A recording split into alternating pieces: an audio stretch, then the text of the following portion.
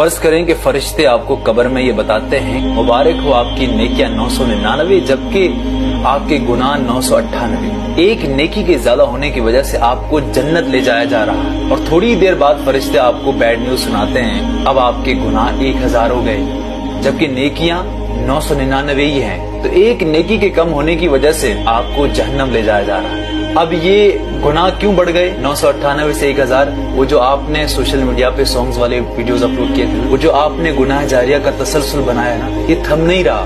یہ لوگ اس آپ نے جو ساؤنڈ اپلوڈ کیا تھا اس پہ ویڈیوز بناتے جا رہے ہیں، وہ جو غلط ویڈیوز آپ نے اس کو شیئر کیا تھا نا، وہ ابھی تک دیکھ رہا ہے، وہ ابھی تک شیئر کر رہا ہے۔ تو اس طرح کی چیزیں جب آپ کرتے ہیں تو آپ کو کبھی معافی نہیں ملتی۔ ایٹ اے ٹائم اللہ سے آپ رو کر معافی مانگے گا، اللہ معاف کرے گا، لیکن آپ نے دوسرے کو بھی شامل کیا ہے تو یہ سلسلہ کبھی ختم نہیں ہوگا۔ اسی طرح جیسے آپ ثواب جاریہ کا کام کرتے ہیں تو یہ ہمیشہ چلتا رہتا ہے۔ گزارش کرتا ہوں کہ یار ایسا کوئی گناہ نہ کرو جو ہمیشہ چلتا رہے۔ کچھ ایسے گناہ ہیں میں کہتا ہوں بھلے بڑے بھی ہوں، اللہ سے ایک بار معافی مانگنے پر اللہ معاف کر دیتا ہے، وہ معاملہ رفع دفع ہو جاتا ہے۔ گناہ جاریہ کا تسلسل کبھی نہیں رکتا۔